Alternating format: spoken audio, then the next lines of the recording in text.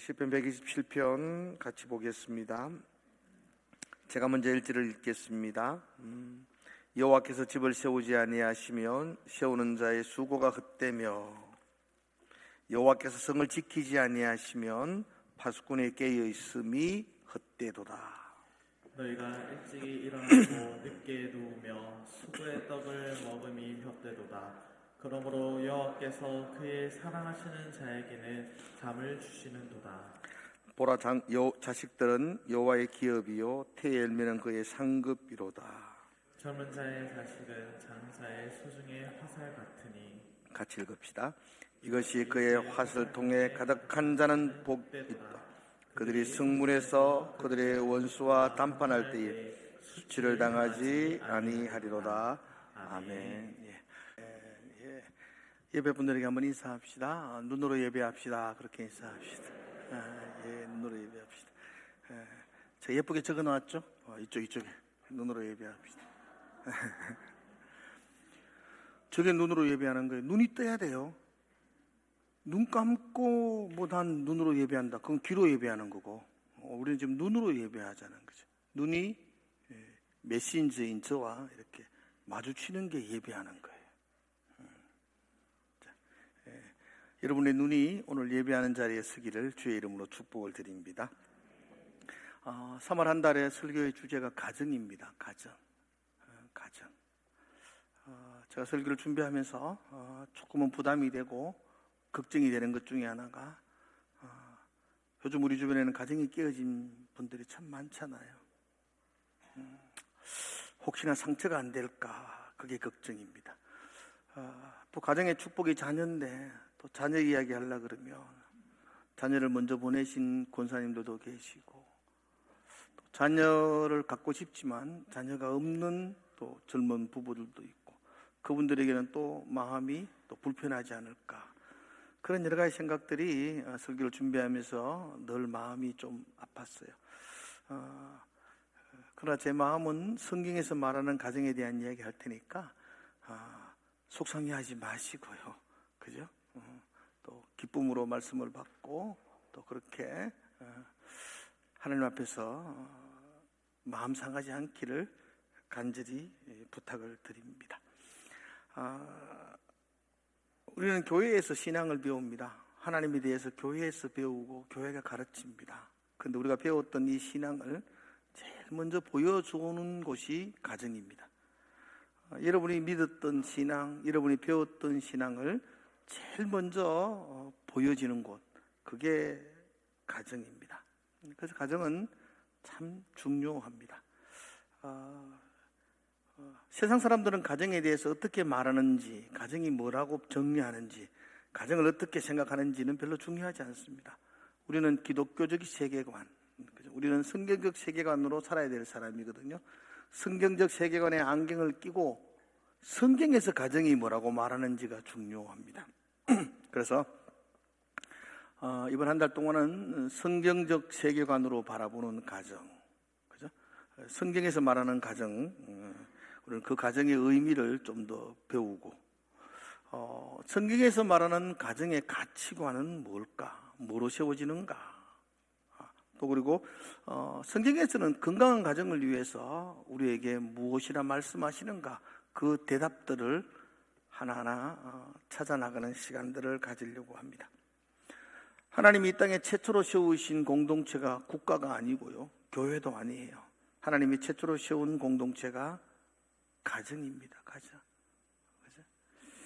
하나님이 천지 만물을 창조하시고 하나하나 보시면서 참 좋다, 참 보기 좋다, 그렇게 말했어요. 근데 하나님이 한 가지를 보시면서 좋지 않다, 마음에 좋지 않다 가셨어요.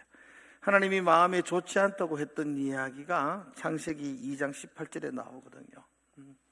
하나님이 이르시되 사람이 혼자 사는 것이 좋지 아니하니. 아담 혼자 있는 것을 보시면서 이건 참 좋지 않다, 그렇게 말씀하셨어요. 그리고 하나님은 아담을 깊이 잠들게 하시고 그 갈비뼈로 하나님은 하와를 창조하시고 그 하와를 아담에게로 인도하시죠. 그리고는 이제 둘이 아니요, 하나다. 돕는 배필이다. 그렇게 말씀해 주셨어요. 이게 하나님이 만드신 최초의 공동체입니다. 천지 창조의 완성이라고 볼 수 있어요. 하나님이 천지 만물을 창조하실 때 가정을 창조하시면서 완성의 마침표를 찍었다. 그렇게 보면 됩니다. 그러므로 우리는 가정에 대해서 분명한 정의를 내려야 됩니다. 한번 따라해 볼까요? 가정은 하나님의 작품입니다. 가정은 하나님의 선물입니다. 그 다음은요, 가정은 하나님의 축복입니다. 아멘이세요? 그러나 가정이 하나님의 축복이라고 말을 하지만 모든 사람이 이 가정의 축복을 누리고 살지는 못합니다. 어떤 분들은 그렇게 말해요. 목사님, 우리 가정은 축복이 아니라 고통입니다. 그렇게 말하는 분이 있어요. 가정에서 축복을 누리는 것이 아니라 도리어 가정에서 고통을 얻는 분들도 있습니다. 우리 가정은 선물이 아니라 짐입니다. 가정에서 무거운 짐을 느끼는 분들도 있습니다. 왜 그럴까요? 하나님이 잘못 주셨을까요? 저는 그렇게 생각하지 않습니다. 아무리 좋은 것이라도 잘 사용하지 못하면, 아무리 귀한 것이라도 잘 관리하지 못하면 축복이 아니라 고통이 되거든요. 아무리 좋은 것이라도 잘 관리하지 못하면 선물이 아니라 짐이 될 수도 있습니다. 제가 처음 전도사가 되어서 교회를 섬긴 때가 1989년도이거든요. 아주 젊은 청년의 때였는데 은격결에 전도사가 되고 나니까 제일 걱정이 설교를 해야 되는 게 제일 걱정이었어요. 그때는 컴퓨터가 없었어요. 그래서 큰 대학 노트에다가 온갖 책 다 책상에 어지러 놓고 이거 봐가 조금 적고 저거 봐가 조금 적고 매주일마다 설교 준비하는 게 한 장 한 장 적으면서 설교를 준비했더랬습니다. 근데 요즘은 시대가 너무 바뀌었죠. 요즘은 제 서재에 있는 책들보다도 컴퓨터 안에 있는 책이 더 많습니다. 저도 만만찮게 책을 많이 가지고 있는데 그 책 비교할 수 없을 정도의 많은 책들이 자그마한 칩 안에 내장되어 있어서 컴퓨터 안에 있는 시대입니다. 그뿐인가요? 저의 모든 설교 자료들, 강의 자료들, 또 저의 모든 준비하는 모든 것들이 다 하나하나 컴퓨터 안에 다 저장되어져 있습니다. 그러다 몇 년 전에 여러분 한번 말씀을 드렸죠. 갑자기 설교 준비하는데 화면이 퍽 꺼지더만 뭔가 소리가 삐릭삐릭 나서기 시작하고 그 많은 자료들이 하나하나 날아가기 시작합니다. 순식간에 제 컴퓨터 안에 있던 모든 자료들이 없어져 버렸어요. 그때의 심정은요, 내 인생 전체가 다 날아가 버렸다. 이런 심정이에요. 여러분, 얼마나 허탈하고 또 얼마나 화가 나고 이 바이러스라는 게 뭔지 얼마나 짜증이 나고 다행히 우리 청년부에 있는 성원 씨가 많이 도와줘가지고 일부의 자료들은 복구를 했습니다. 그러나 아주 더 많은 자료들, 상당수의 자료들은 지금까지도 찾을 수가 없습니다. 그 일이 있고 난 이후부터 몇 년, 한 5년 지났죠. 4, 5년 지났는데 그로부터 저는 모든 자료들, 제 모든 것들은 다 클라우드에 다 저장을 다 해놓습니다. 인터넷 웹사이트에 다 저장해놔가 이제 제 컴퓨터에 뭐가 바이러스가 돌아가 다 날아가도 컴퓨터만 바꾸면 됩니다. 새 거 하나 사가지고 클라우드에 있는 저 자료들을 다시 다 볼 수가 있습니다.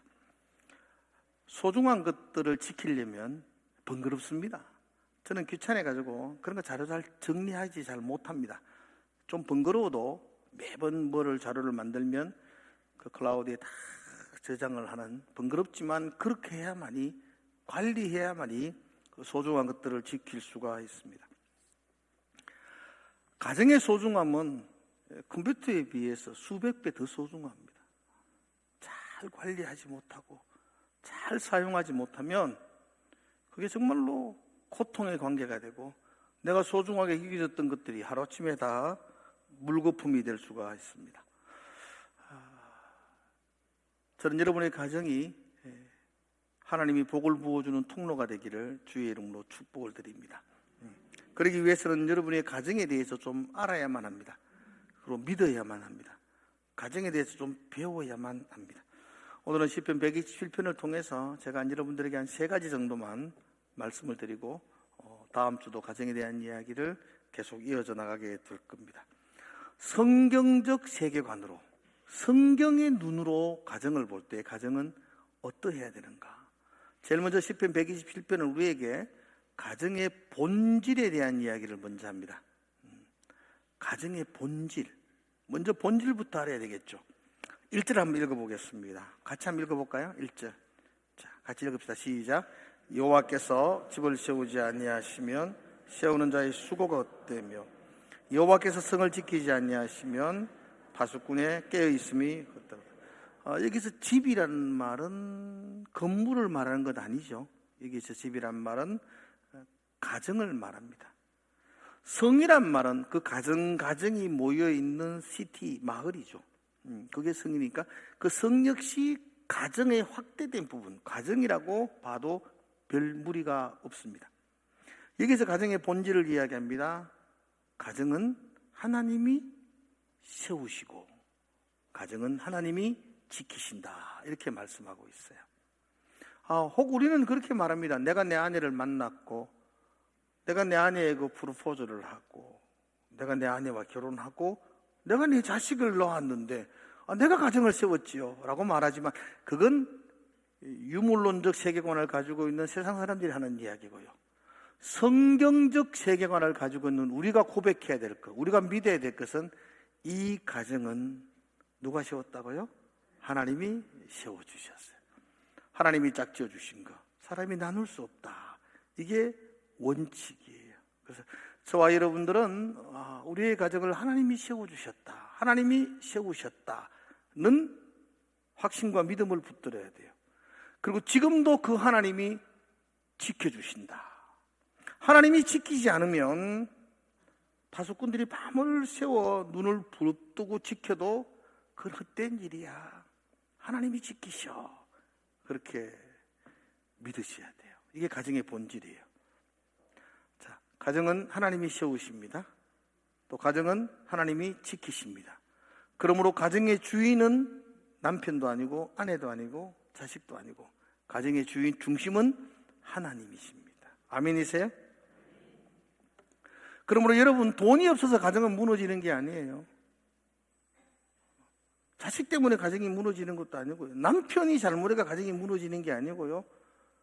하나님이 그 가정의 중심이 되지 못할 때 가정은 무너져요. 하나님이 가정의 중심이 되고 하나님이 이 가정을 세우시고 이 가정을 지키신다는 믿음으로 나아갈 때 가정은 든든히 세워지는 거예요. 맞다고, 휴대폰도 맞다고, 또 받으셔야 되고 또 일이 복잡습니다. 예. 괜찮습니다. 팀 켈러라는 유명한 학자가 있어요. 요즘 젊은이들이 가장 좋아하는 목사님 중에 하나가 팀 켈러라는 목사님인데요. 그분이 결혼을 말한다라는 책에서 그분이 이렇게 이야기했어요. 가정은 두 사람이 서로를 통해 하나님을 바라보도록 만드는 언약 공동체다. 여러분 이해가 가세요?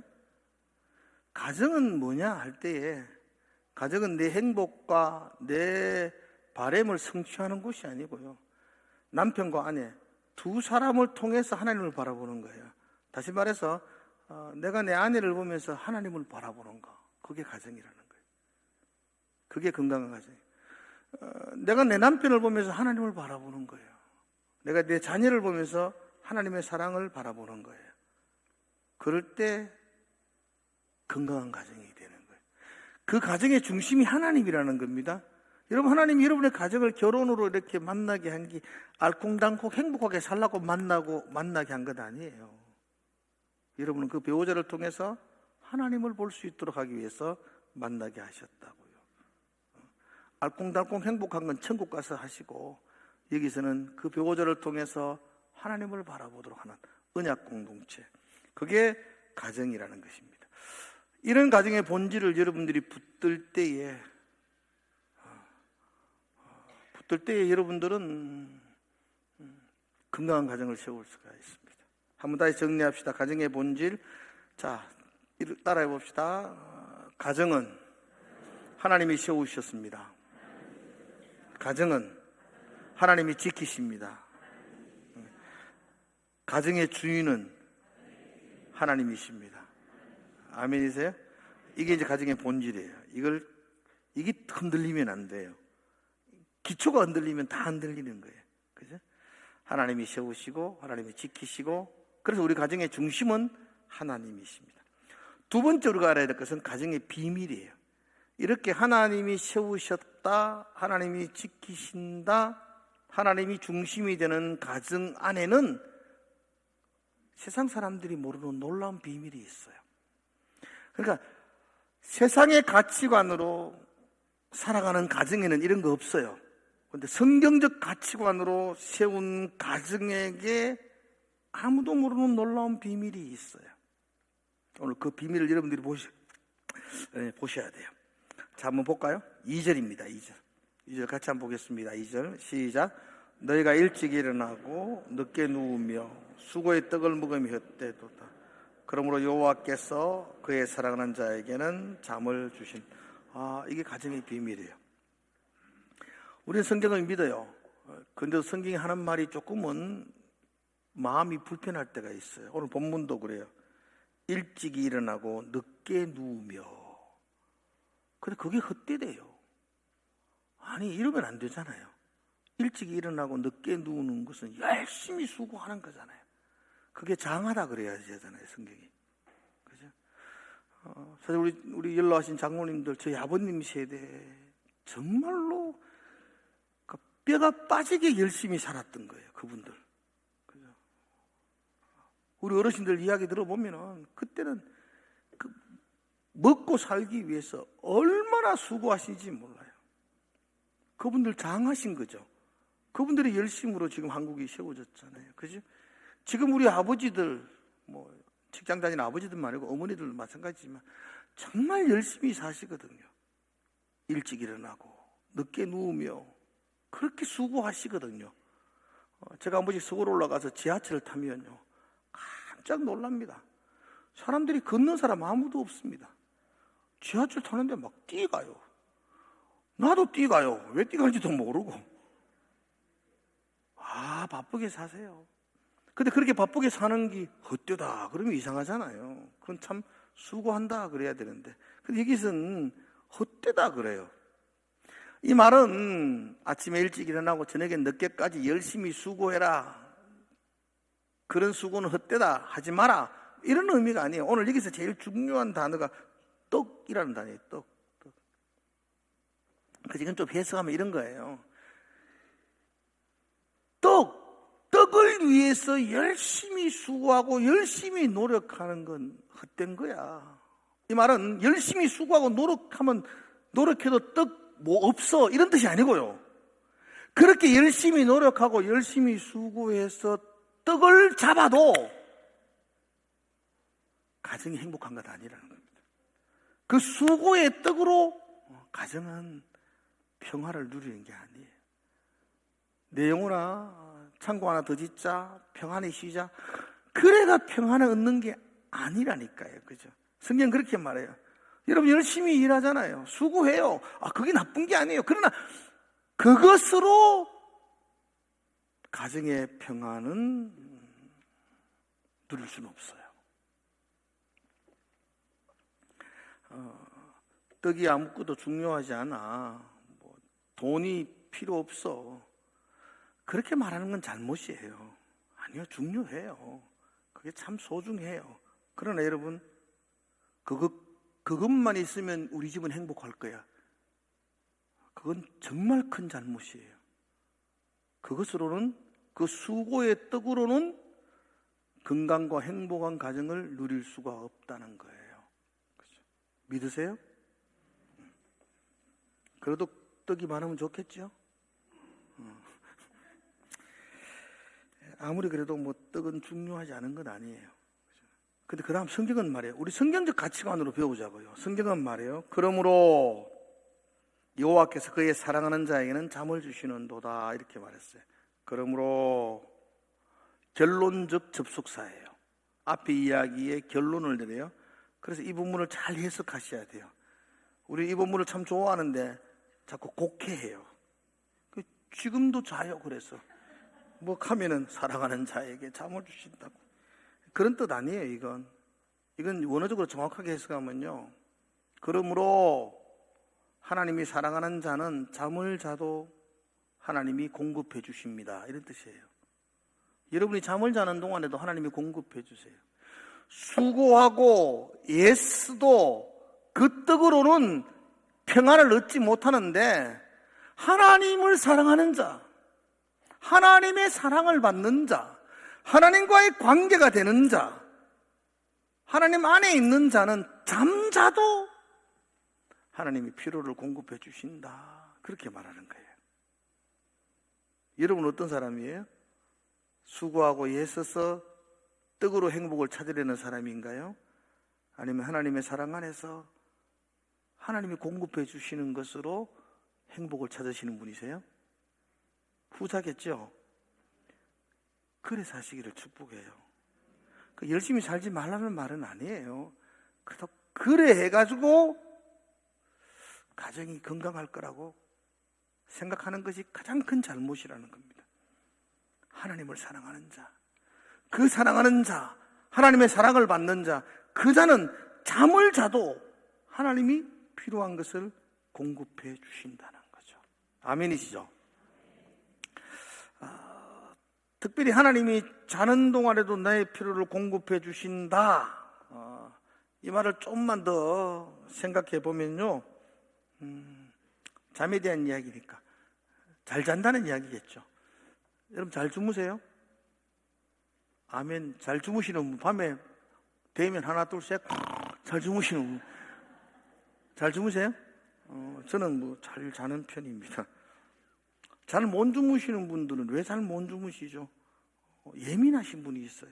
보시락 소리만 해도 펄떡펄떡 깨시는 분도 있고요. 근데 대부분은 잘 못 주무시는 분들은 참 걱정할 게 많아서 그런 것 같아요. 염려가 많아서 걱정하고, 침대에 누우면 그냥 걱정이 막 떠오르고, 그거 하나 없어지려고 하면 다른 걱정이 꼬리에 꼬리를 물고, 그러다 보면 밤을 새우는 경우들이 있어요.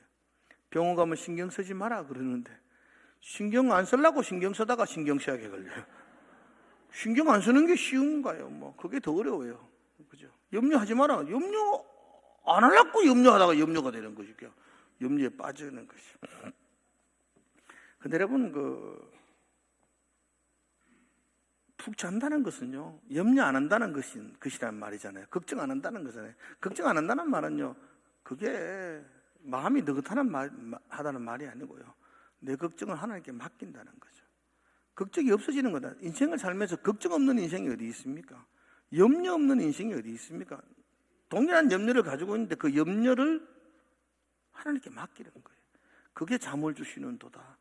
하나님을 사랑하는 자, 하나님이 사랑하는 그에게는 하나님이 잠을 주신다는 말을 다른 말로 해석하면요, 두 가지. 하나님을 사랑하는 자는 내가 네 자는 동안에도 네 염려 걱정을 내가 해결해 주겠다, 내가 공급해 주겠다는 약속이기도 하고, 약속. 두 번째로는요, 그 약속을 믿는 믿음이에요. 하나님이 내가 자는 동안에도 나의 필요를 공급해 주신다는 믿음이 있기에 맡기는 거예요. 맡기는 거예요. 하나님께 맡기고 나는 자는 거예요. 내가 자도 하나님은 내 자는 동안에도 공급해 주시고 일하시는 분이라는 거. 그 신뢰예요. 신뢰. 믿음이죠. 믿음. 그 믿음을 붙드는 것, 그게 축복된 가정이라는 것입니다. 자, 오늘 두 가지 먼저 이야기했습니다. 가정의 본질. 가정의 본질. 가정은 누가 세운다고요? 누가 지키세요? 가정의 중심은 누구세요? 이게 본질이에요. 두 번째, 가정의 비밀은 뭐예요? 세상 사람들이 모르는 비밀? 하나님이 내가 자는 동안에도 공급해 주신다는 약속이 있는 거예요. 그죠? 그리고 또 나는 그 약속을 믿어요. 세상 사람들은 그거 못 믿어가지고 늘 노심초사하지만 나는 믿어요. 하나님이 나를 사랑하시기에, 나와 하나님이 사랑의 관계이기에 그분이 내가 자는 동안에도 나의 필요를 공급해 준다는 믿어요. 그 믿음으로 맡기는 거예요. 하나님께 맡기고 나는 잠을 자는 거예요. 가정의 본질을 깨닫고 가정의 비밀을 붙들고 살아갈 때, 그때 축복된 가정이 되는 거예요. 자, 구체적인 축복. 오늘 3절부터는 축복의 이야기하거든요. 잠깐 축복을 볼까요? 3절 한번 읽어봅시다. 하나님이 주시는 축복. 그 가정의 본질을 붙들고 그 믿음으로 살아가는 가정이 하나님이 주시는 축복이에요. 3절 시작. 보라, 자식들은 여호와의 기업이요 태의 열매는 그의 상급이로다. 자식이 축복이에요. 자식. 자녀가 복이라고 말씀하고 있습니다. 오늘도 우리 자녀들은 참 우리에게 복이 되죠. 그죠? 성경시대에는 특별히 자녀들은 정말 중요한 하나님과 약속과 미래가 담겨 있는 복을 자녀들이라 그렇게 말했어요. 자, 성경에서 자녀에 대해서는 두 가지로 말씀하고 있어요. 첫 번째는 자녀는 하나님의 기업이요 상급이다 이렇게 말해요. 따라합시다. 자녀는 하나님의 기업입니다. 상급입니다. 기업이 뭐죠? 기업은요, 이스라엘 백성들이 출애굽해서 모세 인도하에 이제 가나안 땅에 들어갔을 때 하나님은 12지파들을 이렇게 땅을 다 나누어서 제비를 뽑게 하셨어요. 그 제비를 뽑아서 얻었던 땅, 그걸 기업이라고 말했어요. 기업. 내가 막 일구어가지고 나의 힘씀과 예씀으로 얻었던 땅이 아니고요, 하나님이, 제비는 무료잖아요. 무료. 제비는 나의 공로 아니잖아요. 하나님이 내게 주신 땅, 그걸 기업이라 그래요. 그래서 그걸 우리는 선물이다, 은혜다. 은혜라는 말이 받을 자격이 없는 자에게 거저 주는 거거든요. 그래서 그 기업을 선물이다, 은혜라 그렇게 말해요. 그러므로 내 자식은요, 하나님이 주신 선물이고 은혜예요. 은혜. 아멘이세요? 골치 아픈 은혜들도 몇 개 있겠지만 그래도 뭐 어쩔 수 없어요. 은혜예요. 은혜. 그게 기업이다. 상급도 마찬가지예요. 상급이란 말이 세상 사람들은 내가 뭘 잘해가지고 받는 상을 상급이라 그렇게 말하는데, 성경은 내가 막 잘해가지고 뭐를 받는다, 그걸 상급이라 말하지 않아요. 상급이란 말은 처음 사용했던 것이 창세기 15장 1절이거든요. 한번 볼래요? 상급 15장 1절 같이 한번 읽어봅시다. 자, 읽어볼까요? 준비 시작. 이후에 여호와의 말씀이 환상 중에 아브라함에게 임하여 이르시되, 아브라함아 두려워하지 마. 나는 내 방패요 너희 지극히 큰 상급이니라. 이게 처음으로 이야기한 거예요. 나는 지극히 큰 상급이다. 그러니까 이제 이 본문을 다 해석할 수는 없어요. 간단하게 말하면 소돔 왕이 아브라함에게 이 재산을 다 네게 줄게 그러잖아요. 그때 아브라함이 소돔 왕에게 나는 네가 주는 신발끈 하나라도 가지지 않겠다. 세상이 주는 것들을 다 거절하잖아요. 그래서 하나님이 그게 너무 예뻐가지고 내가 너를 지켜주겠다. 네 세상 것 다 거절했지. 내가 너의 상급이 되겠다. 그렇게 말씀하는 거예요. 땅도 상급이 아니고요, 재물이 상급이 아니고 하나님 자신이 내가 너의 상급이 되겠다 이렇게 말씀해 주는 거예요. 그러니까 여러분, 기업도 상급도 다 하나님이 주시는 거예요. 하나님의 관계에서 주어지는 은혜. 기업도 은혜고 이 상급도 하나님 자신이 내게 주시는 은혜죠. 그래서 기업과 상급은 하나님의 선물이고 은혜다 이렇게 말하죠. 자식이 그렇다는 겁니다. 여러분, 자식이. 자녀는 나의 소유물이 아니고 내 미래의 꿈을 펼치는 도구도 아니고 하나님이 내게 주신 선물이고 내게 주신 은혜입니다. 은혜. 그게 여호와의 기업이요 상급이다, 이런 뜻이에요. 두 번째 자녀에 대해서 중요한 것 중에 하나가 자녀는 장사의 수중의 화살이다, 이렇게 말해요. 한번 따라합시다. 자녀는 장사의 수중의 화살입니다. 예. 고대 전쟁에서 가장 강력한 무기가 화살이잖아요. 활. 근데 활은 반드시 화살이 있어야 되잖아요. 화살이 없으면 활은 아무 소용이 없잖아요. 아무리 좋은 활이라 그래도 화살이 없으면 의미가 없습니다. 그러므로 화살은 장수에게 힘이고 장수의 든든함입니다. 화살이 적으면 좋아요? 많으면 좋아요? 여러분 몇 개예요? 나는 그래도 3개나 있는데. 그래도 3개도 적지요. 뭐 한 10개 정도는 있어야지. 그래도 한두 발 빗나가고 두세 발 쏘고 이래야 되지. 다 명중 어떻게 하겠어요? 근데 우리는 이 본문을 저는 이렇게 자녀가 장사의 수중에 화살이 있는데 우리 화살 많아야 되는데 이렇게 고민하니까 하나님이 저에게 말씀하시기를, 생각을 주시기를, 야, 너희 주일학교 아이들이 다 화살이 아닌가. 우리가 영적인 부모가 되면 그거 다 우리 화살 되지 않을까요? 그죠? 우리 다음 세대들. 우리 기도 카드 만들었잖아요. 그 아이, 내 영적인 아이로 입양해서 그 아이를 위해서 기도하면 너무 좋은 게 그 아이가 나중에 이제 저는 초등학교 3학년 수연이 위해서 1년간 기도하는데 그 수연이가 내년 되면 4학년 될 끼고 10년 지나면 가가 대학생이 되고 그 자라는 모습이 얼마나 기가 막힐 것 같아요. 나의 영적인 자녀, 내가 기도하는 나의 화살. 내가 주일학교 문을 열면 그 1년에 1개씩만 화살 꽂아놔도 10년 지나면 화살이 10개가 되고 20개가 되고 30개가 되고 얼마나 든든하겠어요. 여러분, 우리 학교 주일학교 아이들이 여러분의 영적인 화살이 되기를 주의 이름으로 축복합니다. 아멘이세요? 그럼 그 화살은요 좀 좋은 화살 되어야 돼요. 화살이 부러져 있다든지 굽어 있는 화살 되면요 아무런 소용이 없어요. 화살이 올곧고 든든한 화살이 되어야 됩니다.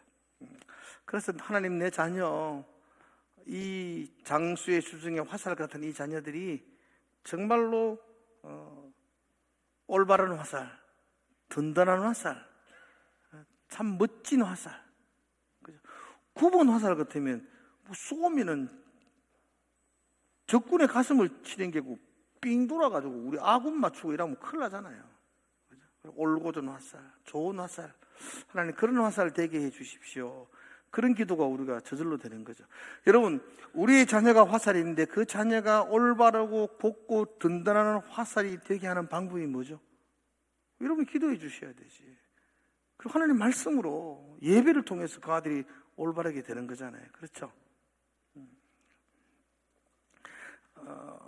그래서 저는 자녀들에게 좀 말씀 노트 잘 적으라고. 여러분은 설교 적어요? 적습니까? 적어요? 잘 적고 계시나요? 예. 여러분들이 보여주셔야 돼요. 잘 적는 거. 우리 자녀들에게도 잘 적도록 가르쳐 주셔야 돼요. 그죠? 우리 말씀 노트 아이들 시상을 하거든요. 근데 여러분, 시상할 때 상품, 우리가 문화상품권 좀 주는데 애들한테 한번 여러분 부모들 입장에서 생각해 보세요. 제가 클 때에는 교회에서 노트 한 권만 주면 막 너무 좋았어요. 노트 한 권 받으려고, 연필 하나 받으려고. 요즘 애들 그거 좋아할까요? 집에 쇠 있는 게 연필인데. 우리 때는 그래도 사탕 하나 주면 좋았어요. 그거 하나 먹으려고. 요즘 애들 그거 좋아할까요? 냉장고 열면 얼마나 좋은 것들이 많은데.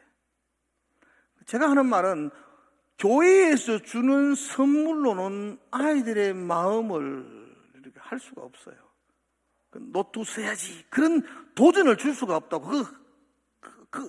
아이들에게는 그런 거 길어본 게 아니에요. 그죠? 요즘 아이들이 정말 길어보는 불량식품들 준다 이러면 막 좋아하겠지. 엄마가 안 사주는 거. 그래서 부모된 우리들이 아이들이 말씀을 잘 하고 있는지, 부모된 우리들이 아이들이 예배를 잘하고 있는지 끊임없이 끊임없이 마음과 관심을 가져야 돼요. 그래야만 그 아이들이 올바른 화살이 될 수가 있어요. 그죠? 아이들은 부모의 말을 듣고 배우는 게 아니고 부모의 등을 보고 배운다 그러잖아요. 부모가 보여줘야 돼요. 제가 일부에 배우는 부모들한테는 막 뭐라 그래요? 지가 가지 말라고. 그 아들 데리고 꼭 예배 때마다 늦게 온다. 그 아들이 뭘 배우노? 너희 때문에. 응? 자기 아들 옆에 앉아 나타나고 자불고 있는 부모. 그럼 그 아이들이 뭘 배우노? 아, 예배 시간 푹 자야 되는구나. 여러분, 아이들 옆에 앉아놓고 여러분들이 보여줘야 되죠, 어른들이. 그죠? 예배가 뭔지. 응? 아이들에게 가르쳐 줘야 되잖아요, 하나하나. 조금만 크면요, 못 가르칩니다. 얼마 안 없습니다. 조금만 크면 아이들 부모 말 안 듣습니다. 잘 들을 때 가르쳐 주셔야 되죠. 보여주셔야 합니다. 그래야만 우리 자녀들이 올바르고 멋진 장수의 수중에 있는 화살이 될 수가 있습니다. 사랑하는 성도 여러분들, 자녀가 장사의 수중의 화살이라고 말할 때 늘 두렵습니다. 사실 우리는 우리 자녀를 완벽한 화살로 키울 능력이 없습니다. 우리는 우리 자녀 내 바램대로 완벽한 화살 되고 싶게 하고 싶지만 그렇게 할 힘 우리에게 없어요. 그렇다고 포기할 수 없어요. 우리에게는 하나님이 있어요. 우리는 우리 자녀를 완벽한 화살로 만들 수는 없지만 하나님의 손에 붙잡힌 화살로 도와줄 수는 있어요.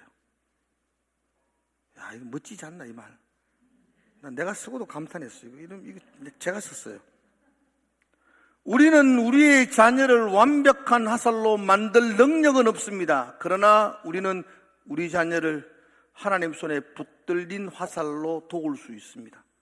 아멘이세요? 도와주셔야 됩니다. 포기하지 않고 끝내 도와주셔야 합니다. 오늘 시편 127편을 통해서 제가 여러분들에게 세 가지 말씀을 드렸습니다. 가정의 본질, 그리고 이 가정의 비밀, 그리고 가정이 주시는 축복. 가정의 본질이 뭐죠? 누가 우리 가정을 세우신다고요? 하나님이 세우십니다. 누가 지키세요? 하나님이 지키세요.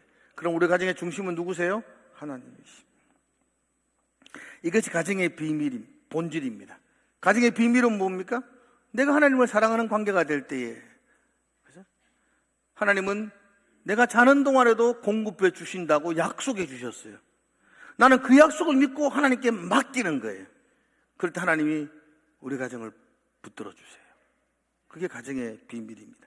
세상 사람들은 깨닫지도 못해요. 자기가 열심히 밤낮 수고해야 수고의 떡을 먹는 줄로 알아요. 그러나 그 수고의 떡을 많이 쌓아놓는다고 해서 그 가정은 행복할 수 없어요. 그 헛된 일이에요. 하나님과 사랑하는 관계, 그분이 나의 염려와 걱정을 책임져 주신다는 믿음, 그분에게 맡기는 것, 이게 우리 가정의 비밀이에요. 우리 가정의 축복은 자녀라고 말씀해 주셨습니다. 우리 자녀들은 하나님의 은혜요, 선물이고, 우리 자녀들은 든든한 화살이 되어야 합니다. 그래서 우리 자녀들 하나님 손에 맡길 수 있어야만 합니다. 사랑하는 성도 여러분들, 하나님이 세우시고 하나님이 지키시고 또 하나님이 주인이 되시고 하나님이 필요를 공급해 주시고 그리고 하나님께 맡기고 그렇게 살아가는 저와 여러분의 가정 되시기를 주의 이름으로 축복을 드립니다. 기도하겠습니다. 하나님 감사합니다. 말씀이 우리의 삶의 이정표가 되게 하시고 이 말씀을 붙들고 또 살아갈 수 있도록 하나님 축복하여 주시옵소서. 감사함 예수님 이름으로 기도드리옵나이다.